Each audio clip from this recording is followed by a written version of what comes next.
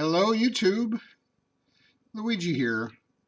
Tonight I'm going to do another one of those similar but different comparisons, except in this case these are both made by MAXPEDITION.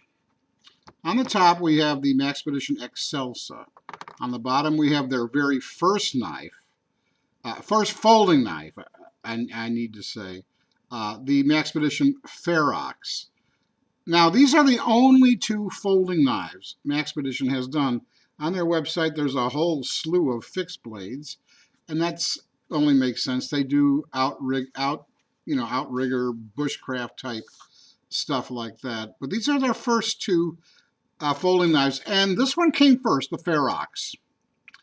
The name FEROX is Latin for fierce or ferocious. Let's open them up because you'll be able to see the similarities in the handle shape immediately. Both of them have this very broad chamfered sculpted groove here, making for, in both cases, a very comfortable grip. Very comfortable grip. You can see the Excelsa is bigger. The Excelsa has an open length of 8.4. The FEROX has an open length of 7 3/4. So there's no question that the Excelsa is the larger knife. The Excelsa has a blade length of 3.6. The FEROX has a blade length of 3 1/4. 3.6 is close to 3 5/8. Closed length, the Excelsa again 4.7. Closed length on the FEROX is 4.5. This is a titanium frame, lanyard hole, domed buttons, an angled thumb stud, single thumb stud, there's only one here, and a D2 drop point blade. This one has a FRN scales, a khaki color. It also has a lanyard hole, flush countersunk screws, dual thumb stud, and a high flat grind drop point blade. This one is a full flat grind drop point blade. So they're both flat grinds. You can see the similarities. They're obvious. One is a further evolution of the other. This is tip down, right side only on the clip. This one is tip down or tip up, but right side only. And I got the impression that they came out with the FEROX to sort of cut their teeth on this before they jumped into a more high-end knife, such as the Excelsa.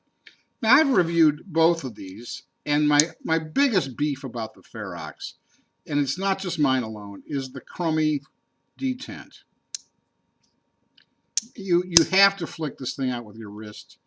The detent is just really weak.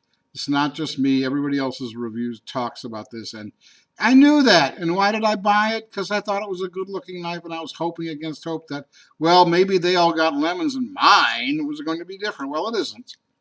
They have a weak detent, and I don't think one should have to use any wrist action on a knife with a decent with a decent detent. The detent on this is positively explosive. Boom. I mean, you're allowed to build up that pressure, and when it does release, it flies out there with great authority. I love the detent on this one. I can't stand it on this one. We have a black coated blade here and a satin finish blade here. So in terms of side-by-side comparison, that really covers all the visuals here. I like the look of this knife. Remember, there's a $100 difference between this and that. If this is 30, this is 130. So keep that in mind. You know, I bought this knife for its looks. I knew this broadly chamfered, sculpted grip would feel great, and it does, and it really does. It's just unfortunate about the inferior detent. This, of course, is a honey, and I think this knife has climbed in very short time to the very top of my all-time favorite list. It's an absolute honey. All right, everybody, you see them, the two MAXPEDITION folding knives, the FEROX on the bottom and the Excelsa on the top. God bless you. Take good care. Everybody, please stay safe out there. Bye-bye.